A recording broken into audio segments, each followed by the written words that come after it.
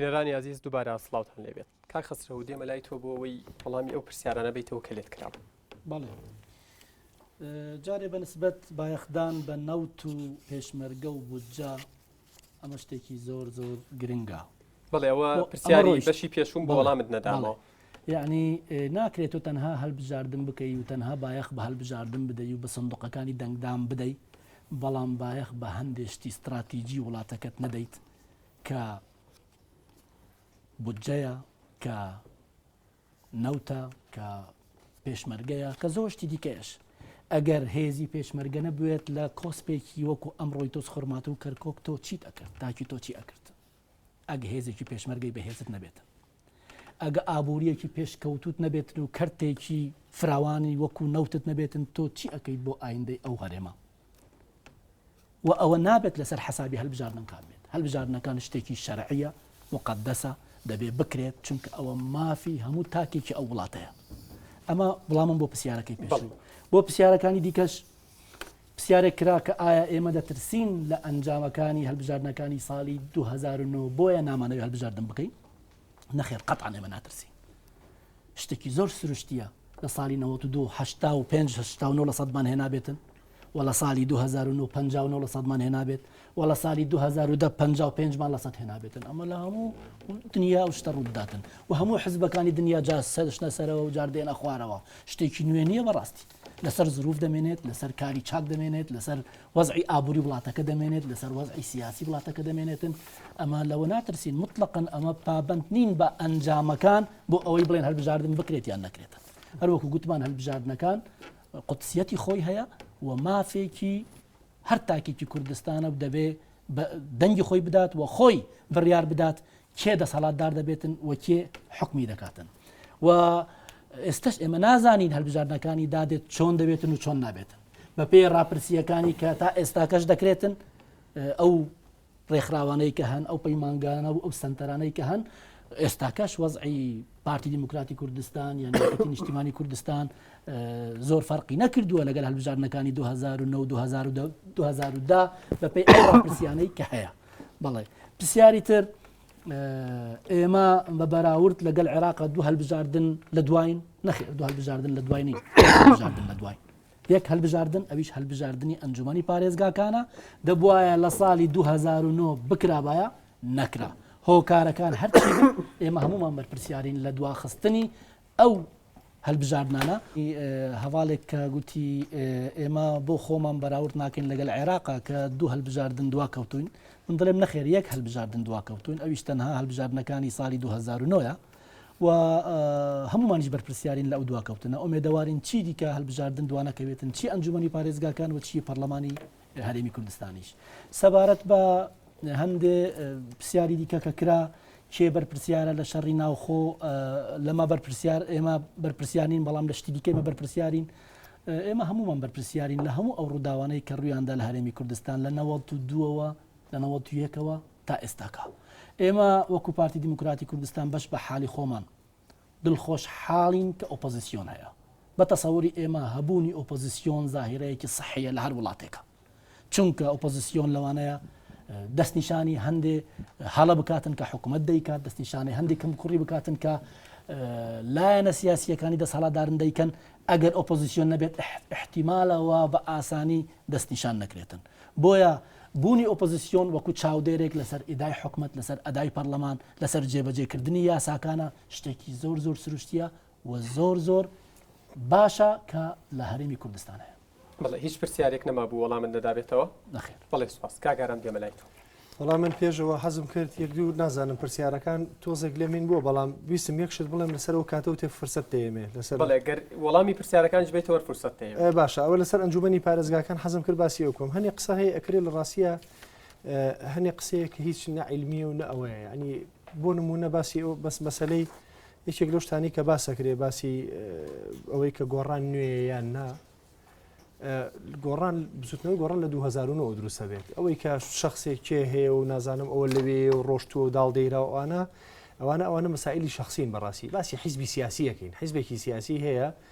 لە ساڵی 2009 بە لیستێک بەشداری کردو ساڵی 2010 ئیجازەی وەرگرتووە ئەو کاتە حکومەتی هەرێمی توانی بڵێ تۆ تازە نیت هەر کۆن هەر ئیجازە کۆنەکە بێنە تازەیەکەینەوە ئەوە شتیوانیە وە قسەیەکە بەڕاستی بۆ ئیستیهلاکی مەحەلی بەشێکیشی لەو عقڵەتەیە کە هێزی پێ قبول ناکرێ هێزی تازە قبول ناکە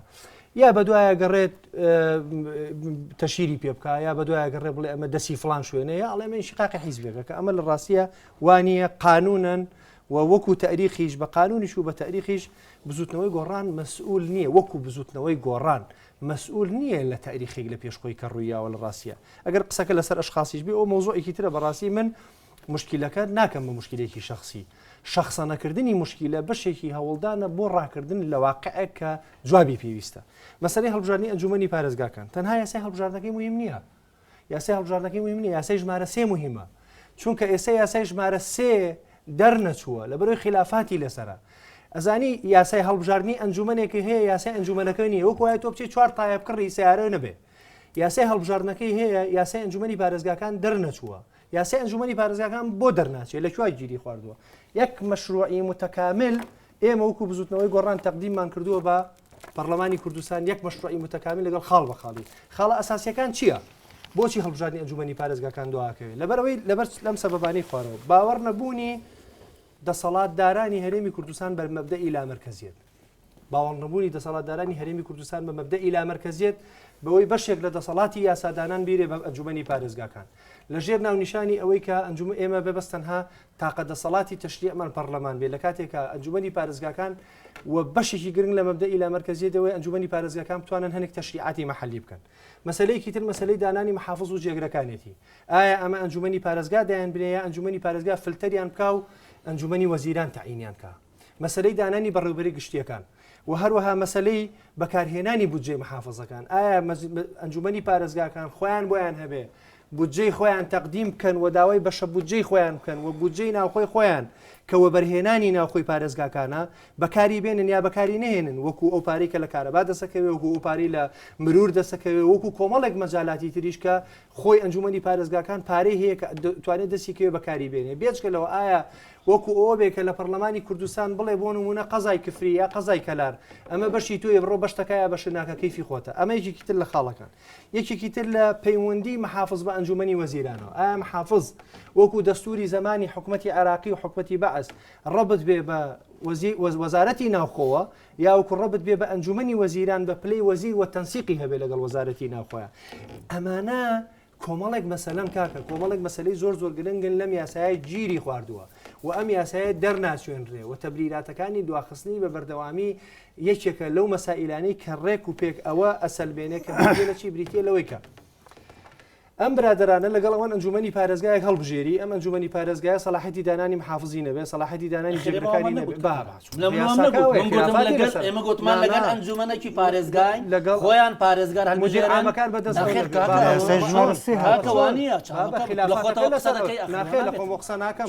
خلافاتەکان لەسەر ئەوەیە کاکە کە یاساکەدام پەرلەمان دەنگی بۆ نەدەن خۆ بەکەیفی تۆ نیە خۆ بە زۆر نییە زۆربەی ئەندامانی پەرلەمان دەنگی بۆ نادەن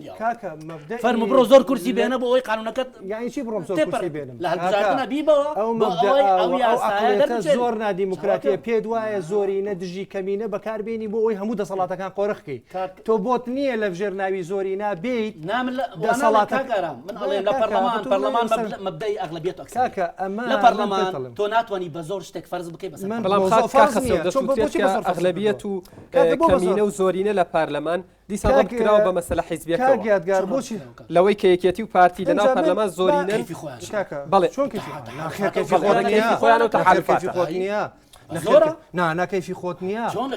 خۆت نییە نەخێر دوو حزبی هاوپەیمان لەگەڵ یەک بڕیارەدا هاوپەیمان لە هەموو وڵاتی دنیا نەخێر شتیوانیە کەیفی خۆت نییە تۆ لە ژێر ناونیشانی زۆرینە بێنیت دەسەڵاتەکان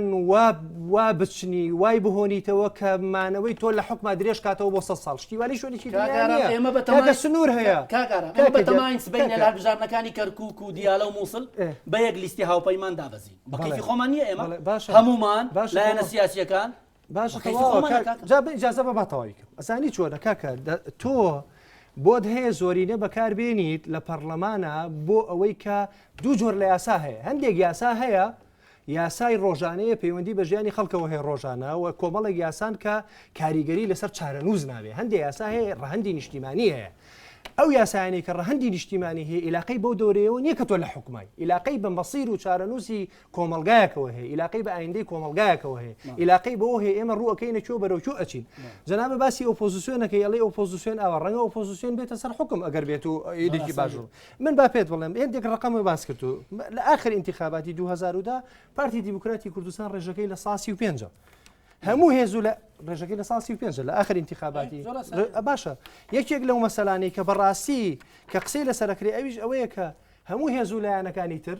بەیەکێتی نیشتیمانی کوردستانیشەوە لە 163 هەرێمە پێکێنن ئەم لە 163 تەسیر دەکاتە سەر دانانی محافظ تەسیر دەکاتە سەر دانانی جێگرەکانی تەسیر دەکاتە سەر دانانی بەڕێوەبەری ناحیە و قەزاکان تەسیر دەکاتە سەر دانانی بەڕێوەبەرە گشتیەکان کە ئەمانە کۆمەڵێک مەسائلن تۆ وەرە بێنە بەرچای خۆت ئەنجومەنێکی پارێزگا هەڵبژێری ئەنجومەنی پارێزگا سەلاحیەتی محافزی نەبێ هیچ جێگیری نەبێ هی بەڕێوەبەری گشتی نەبێ بەڕێوەبەری گشتی پەروەردە بڵێ من وەزارەتی پەروەردە داینەوە مە حساب بۆ ئەنجومەنی پارێزگا ناکات مدیر ناحیە من وەزارەتی ناوخۆ داینەوە مە حساب بۆ ئەنجومەنی جا باشە تۆ من پێشووتر گوتم ئەنجومەنی پارێزگا بۆ هەڵبژێری کە ئاوا بێ ئەنی بەس تەنها هەڵبژاردن مقدەس نییە بەقەدەری ئەوەی هەڵبژاردن چۆن نەکرێت کاگەرم دوشتی جیایە تۆ یاسای هەڵبژاردنەیە تۆ یاسای هەڵبژاردننی ئەنجومەنی پارێزگاکان هەیە یاسای دەستهەڵاتی ئەنجومەنی پارێزگا ئەوە دەرنەچووە کاکە دەرنەچوو کە زۆر کە جارێتەوە کە جاری لەسەر نەکراوە لە پەرلەمانە چی بکەین کاکە ئەوە گرنگترین سەر وەڵامی پرسیارەکە کاکە بە زۆر دەرناچوێنم نییە تاخیری یەکەن کاکە تاخیری یەکەن حتا لە سەرەی پەرلەمانیە لە سەرەی مناقەشەی ئەو قوانینانەی کە زۆر گرنگن تاخیری یەکەن ئێستا یاسای هەڵبژاردنەکە دەرچووە یاسای ئەنجومەنەکە وجودی نییە باسی هەڵبژاردنەکانی عێراق کرا لە عێراقا ئیش بە یاسای هەفتاویەکی برێمەرەکرا کە بەشێکی زۆر لە دەسەڵاتە لا مەرکەزیەکانی تەسبیت کردووە ئەوان یاسای 36 2010 دەرچوانە سەرەوە باشە کاگارام وەڵامی پرسیارەکە بەشێک لە تەبریراتەکان بۆ دواخستنی هەڵبژاردنەکان وەزئی ئەمنی و بارودۆخێکە کە بەحساب ئێمە لەگەڵ بەغا هەمانە باشە من دەستخۆشی لەو برابەر ڕێزەکە باسی ئەوەی کرد باشە خۆت و هەل لە تەنیشتەوەی بۆ ئەو هەڵبژاردنەکانی دوانەخەتۆ بۆ هەموو هەڵبژاردنەکانی دوا چێ گوتوێتی هۆکارەکان ئەمنین کەس نەیگوتوە خۆتان دەڵێن خۆتانیش وەڵام دەدەن آخر نابێت کاکە وەڵامی پرسیارەکان بیتەوە چکە کاتمان بەرەو کۆتایی پرسیارەکانم پێم وایە جواب بایەوە ئەوەی گۆڕان نوێ یا نوێ نییە بەڵێ باسم کرد و باسی ئەوە کرێت کە شەرعێت بە هەڵبژاردنەکان نادەن چۆن بەشداری حکومت من بەشداری حکومەتمان نەکردووە نە لێرە وەنە لە بەغاش لە بەغاش موامەریان لێکردین بەشداری حکومت نەکەین نەمان کرد لەبەرەوەی کە ئەمانتوانی تەنەزولات بکەین نەمان کرد لە حکومەتی هەرێمیش بەشداریمان نەکردو ئۆپۆزیسیۆن بوونمان هەڵبژاردووە بێتە سەر ئەوەی کە باسی ئەوە کە شەرعێتی هەڵبژاردنەکەن بە دڵنیاییەوە من ئەمێ لێرەوە لەم کەناڵی ئێوە بێڵێم ئەگەر چونکە هەڵبژاردن بەس تەنها مەسەلەیەکی فەنی نییە هەڵبژاردن مەسەلەیەکی سیاسیە من ئەو نمونەیە هەموو جارێک هەڵبژاردن لە کاتی خۆیان گرنگە بەڵام گرنگتر لەوە بێ نەزیه بێ بۆ ئەوەی نەزیه بێ کۆمەڵێک ڕەهەندی هەیە بێ هەمووی بکرێت ئەبێ هێزی چەکدار بێلایەن بکرێت ئەبێ پارە و پول و سەرۆت و سامانی ئەم وڵاتە بێلایەن بکرێت و کۆمەڵێک وەزارەتی گرنگ هەیە لە وەزارەتی داد وەزارەتی پەروەردە ئەمانە چکە ڕەبتیان هەیە بە هەڵبژاردنەوە ئەمانە ئەبێ بێلایەن بکرێت ئەبێ چاکسازی بکرێت لە هەرێمی کوردستانە چونکە ئەگەر ئەمە نەکرێت لە ڕاستیە یەکێک لە احتیمالەکان ئەوەیە کە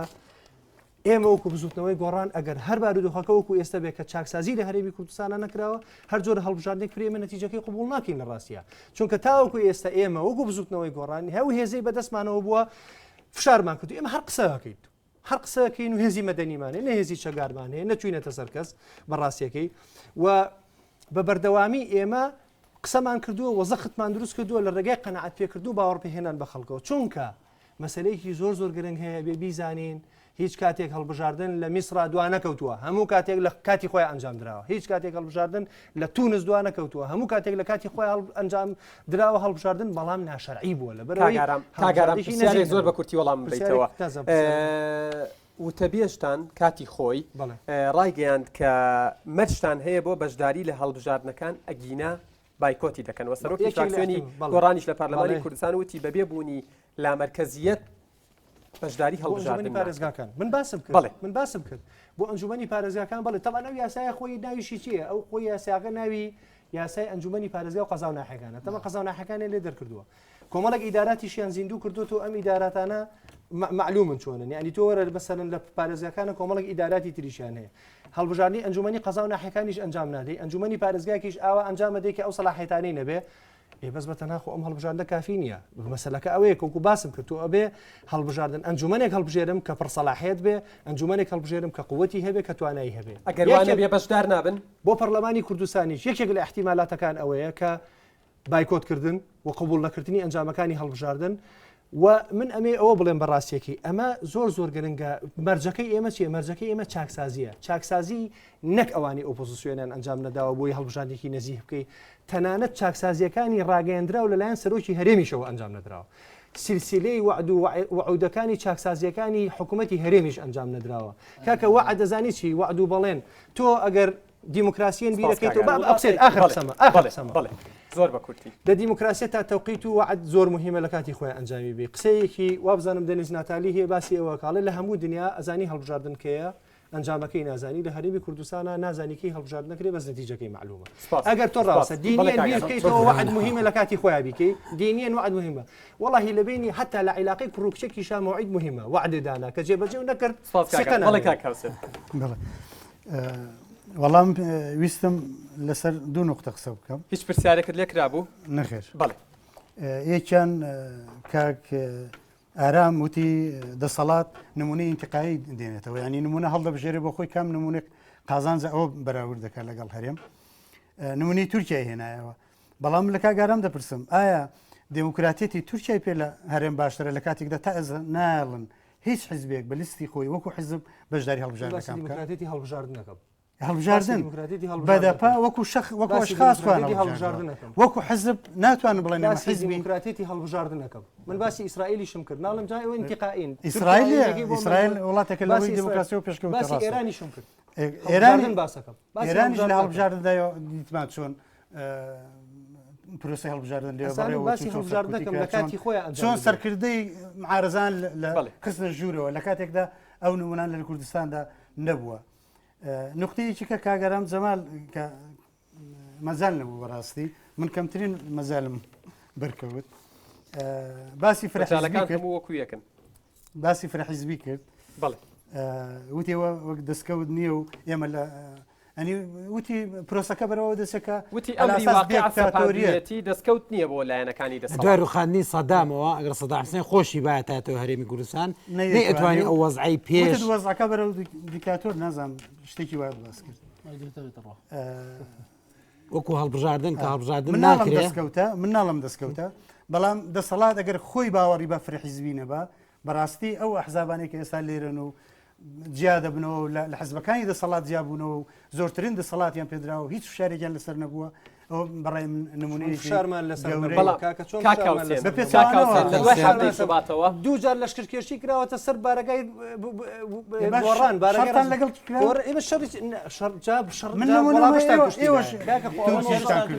ئەزانی چێ وڵای هێرشمان نەکردوتە سەر هیچ بارەگای بەشێکی زۆر لە بەرتانیش کرد بەشێکی زۆر لە بارەگاکانی ئێمە لە ناوچەکانی ژێر دەسەڵاتی پارتی لە دوای هەفتەی شوباتەوە بەشێک لە داواکاریەکانی ئۆپۆزیسیۆن و شەقام لە هەرێمی کوردستان ئەوە بوو کۆمەڵێک چاکسازی بکرێت لە زمنیە چاکسازی لە مەسائلی هەڵبژاردن و دەوترێت لایەنەکانی دەسەڵات نایەنەوێت خۆیان بە خاوەنی ئەو مەسەلەیە بکەن نایەنەوێت دەسەڵاتی زیاتر بدەن بە ئەنجومەنی پارێزگاکان نایەنەوێت لا مەرکەزیەت تەطبیق بکرێت ئەمە تا چەند ڕاستە ئێمەەوە یەکێتی لە نەماشاردوتەوە لە ڕاگەیاندنەکاندا بە ئاشکرا سەرکردایەتی لە چاپەمەنیەکاندا لەسەر تەلەڤیزیۆن لایەنگیری سەرسەختی لا مەرکەزین پێمان وایە دەبێت تشکیلی محافظە هەموو ئەو دەسەڵاتانەی هەبێت کە لە یاسای ژمارە سێدا هاتووە کە نازانم بۆچی ڕایگیراوە بەڕاستی من سەبەکانی نازانم کە تا ئێستا دەسەڵاتەکانیش زۆر باشن هەموو شتانی کاگەرم باسی کرد ئەو دەسەڵاتانەی هەیە هەر لە دانانی بەڕێوە بریچەکان هەر لە دانانی محافظ لە نەخشەی لە سیویە ئێمە باوەڕمەکەی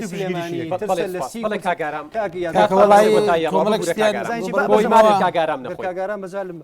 ترسە لە نەخشەی هەڵبژاردنەکان ئەو سیویە کورسی پارێزگای سلێمانی سی کورسی پارێزگای هەولێر نەتیجەی دەنگەکان دهۆک ئەوە هیچ دهۆک مەزمونە باسی ئەو باسم کرد دهۆک مەزمونە بۆ ئێوە مەبەستم مزمونی بۆ ئێمە کاکە بابە نەخشەی باشە نەخشەی دەنگەکانتان وایە کاکە باشە خۆچێ نەخشەی دەنگەکانتان وایە کاکە عسکەر دوورکەوێتەوە لە هەڵبژاردن نازانم چی بکرێت چاکسازی بکرێت ئەم شتانە بەبێ یاسا ناکرێت کاکە باشە بۆ نایکەن عسکەر پۆلیس بۆی نییە بە هیچ شێوەیەک دەنگ باشە مەگەر خۆت نەدو زۆری نین لە پەرلەمان کاک خەسرە و پۆلیس و عسکەر هەموو بۆی هەیە دەنگ بداتن بۆی ئەوەندە عسکەرە زۆر باشە کێوتۆتی دەنگەیە کاگارم بەڵێ خۆت نەدو زۆری نین ئەو زۆری نین بۆ بەکارنامێ کاک هەرێمی سدیق وڵا کۆمەڵک پرسیاری دەکردم کە یایی لە 2002 دروست بووە و ئێمە لە هەموو هەڵبژاردنەکانە ڕێکخراوێکی تەبعی سەر بەخۆین بەڵام لایەنگر بێلایەنین بەرامبەر بە قیەمە دیموکراسی و پێوەرەکانی مافی مرۆڤ ئێمە بێلایەنین بەڵام بێلایەنین بەرامبەر بە پێشەرکاری مافی مرۆڤ لەگەڵ بنەماکانی دیموکراسیە سەبارەت بەوەی کە ڕاستنی مەسلەی هەڵبژاردن کەوتم هەرێمی کوردستان هەرێمێکی بێ هەڵبژاردنە خوێندکاران مامۆسایان تەندروستکاران زۆربەی زۆری چین و توێژەکانی تر بگرە بەڕاستی بەم دوایە لە دوای 25 حوتەوە کە کایش تازەی سیاسی لاری کوردستانە دروست بوو اینجا مامۆستایان و تەندروستکاران تۆزێک جوڵاون ئەگینا لەوە شاران باشتری خەباتەکانی قبول نەکردو لە 2023 هەڵبژاردنی تیان نەکراوە و زۆربەی چین و توێژەکانی جوتیارانەوەنەش ئەگەر سیر بکەی هەر بەو شێوەیە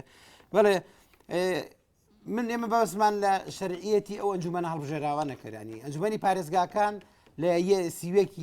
سیوێکی 2009 لەو کاتۆ شەرعێتی نییە هەتاکو ئێستاکە ئەوە شارەوانیەکان هەر لە 2000 شەرعێتی نییە کە تۆ هەڵبژاردنەکەی بۆ ماوەیەک خەڵک متمانەت پێدا بۆی حکمی بکەیت بەڵام لە دوای ئەو ماوەیە بەڕاستی ئەگەر بێت و بەردەوام بیت ئەو ئەنجومەنە هەر کشێک بێ هەر کەسێک بێت ئەو ئەنجومانانە شەرعێتیان نیە و ئێستا ئەنجومەنی پارێزگاکان لە هەرێمی کوردستاندا لە هەر سێ پارێزگاکە و ئەنجومەنی شارەوانیەوە هەر لێ بۆتەوە هەر بیر چۆتەوانێ ئەم ئەنجومانانە بەڕاستی شەرعێتیان نییە نەوەکو بڵێم ئێمە وەکو چاودێری هەڵبژاردنەکان وتبێتمان هەڵبژاردنەکان شەرعێتی نییە ئێمە وتمانە ئەنجومەنە هەڵبژێراوەکان شەرعێتی نییە سەبارەت بە و برادەرە هەر باسیەوەی کرد ئێمە وەگوتم ڕێکخراوێکی سربەخۆین و بەڕاستی سربەخۆی لە هەرێمی کوردستانە زۆر زەحمەتە بەوەی کە دیسانەوانێ عقلێتێکی سیاسی هەیە لە هەرێمی کوردستاندا بڕوای بە کۆمەڵگەی مەدەنی و بڕوای بە ڕێکخراوی سربەخۆش نییە و بەڕاستی تعاملی وایە دایم لەگەڵ ڕێکخراوە سربەخۆکانە وەکو کۆمەڵێک ڕێکخراو کە هی خۆیەتی بەو شێوێ تعاملەکە بۆی وەختێ کە تۆ ڕەخنە ئەگری کە وەختێ تۆ ئەڵەی من لە ڕوانگەی بەرژەوەندی هاوڵاتیانەوە دێم ئەڵم پرۆسی چاودێرەکە لە کەدارە ئەڵم مافی مرۆڤ لێرە پێشێر کراوە ئەڵم دیموکراسی پاشێک پێشێرا یەکسەر ئەو ساکە و دەبێت بە شێوەیەک زۆر بە کورتی زۆر بە کورتی دو قسەت زۆر بە کورتی دو قسەمەوەیە کە بەڕاستی ئێمە ناتوانین باز لە دیموکراسی کەین بەبێ هەڵبژاردن و لە هەڵبژاردنیش گرنگتر ئەوەیە ئێمە ئەبێ بە حقیقەت بەڕاستی ئیش بکەین بۆ چەسپاندنی مەبدەئی لا مەرکزیەت لە هەرێمی کوردستاندا و چیتر مدیر ناحیە و قایمقامەکان حیزبی سیاسی داینەنێ بەڵکو بگەڕێنەوە بۆ هاوڵاتیان و دیموکراسیەتێکمانە ئەبێ لە خوارەوە بۆ سەرەبێ هەتاکو ئێستا و دیموکراسیەتی لە هەرێمی کوردستانە دیموکراسیەتێکی ئەوامیریە دیموکراسیەتێکی فەوقیە لەسەرەوە شۆڕە بێتەوە بۆ خوار و حیزبی دەسەڵاتدار لە هەرێمی کوردستانە گرفتەوەیە قوارەی حیزبەکەی خۆی بەردەوام یەکسانەکە بە قوارەی کۆی کۆمەڵگا کاگارم دو قسەت زۆر بە کورتی ئێمە وەک بزوتنەوەی گۆڕان لەم قۆناغا یەک شێوازمان هەڵبژاردووە بۆ خەباتی سیاسی ئەویش ئینتیخاباتە بێجگەلەوە هیچ شێوازێکی ترمان هەڵنەبژاردووە باوەڕیشمان بە هەڵبژاردننی هیچ شێوازێکی تر نییە باوەڕمان بە هەڵبژاردننی شێوازی توندوتیژی نییە لە ئینتیخاباتەکانەوە بەشداری خەڵک زۆر گرنگە بۆ ئینتیخابات و خەڵک ئەبێت چاوکراوە و وشیار بێ ئەنجامدانی هەڵبژاردن لە کاتی خۆیان گرنگە لەوە گرنگتر ئەبێ هەڵبژاردنێکی نەزیه ئەنجام بدرێت بۆ ئەوی هەڵبژاردن نەزیه بێ هەموو لایەنەکان قبولی نەتائیجەکانی بکەن پێویستە کات چاکسازی لە سیستەمی حکومڕانی و لە سیستەمی سیاسی هەرێمی کوردستانە بە زووی ئەنجام بدرێت ئەمە نەکرێت هەڵبژاردن نەزیه نابێ بەم دۆخی ئێستا سپاس کاگار کاکاوسێن دو قسەت زۆر بە کورتی ئێمە لە قۆناغی گواستنەوە داین من پێم وە زەمینەیەک هەیە بۆ بەرەو پێشبردنی دموکراسی کۆمەڵە پرینسیپی دموکراسی ئیشی پێ دەکرێت بەڵام هێشتا کەم کوڕیمان زۆرە هێشتا لە هەڵبژاردنەکاندا بەڕاستی وەکو 100% وەکو پرینسیپی دموکراسی تایدا بەرەو پێش بچێت نەچووە بەڵام دەبێت هەمومان بەڕاستی هاوکاری یەکتر بکەین نەوە ئۆپۆزیۆنێکی تاسەر هەیە نە دەسەڵاتێکی تاسەر ئێمە باوە قسان نەکەین کاوان هەتا ئۆپۆزیۆن ئێمەشەدا تا دەسەڵات بەدەستین بەڵکو هەمومان باوەڕمان بۆ پرۆسەیە هەبێ بەرەو پێشی بەرین ئەو پرۆسەیەش بەڕاستی ئێمە دەگوازێتەوە و بەرەو دموکراسیەتێکی پێشکەوتووە کە وڵاتانەی کە ئێستا لە دنیادا دواوە تەمانەوەیە کە ئومێدەوارین بە زووترین کات پەرلەمان و حکوومەتی هەرێمی کوردستان کار بکەن بۆ ئەوەی هەڵبژاردنەکانی ئایندا بە تایبەتی هەڵبژارنەکانی پەرلەمانی ئەنجام بدرێت و ئەو کێشە یان ئەو گرفتە یاساییانەی کە لە پەرلەمان هەیە یەکلایی بکرێتەوە بۆ ئەوەی یاسای هەڵبژاردننی ئەنجومەنی پارێزگاکان دەربچێتن و بەتەسەوری من هەموو لایەنەکان چ ئۆپۆزیسیۆن چ دەسەڵات کۆکن لەسەر ئەوەی کە هەڵبژاردن گرنگە